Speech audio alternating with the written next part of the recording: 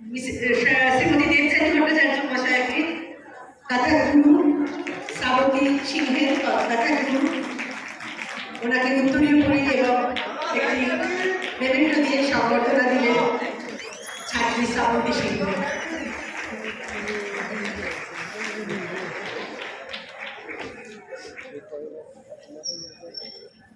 ধন্যবাদ, সবাই করতালি দেবেন।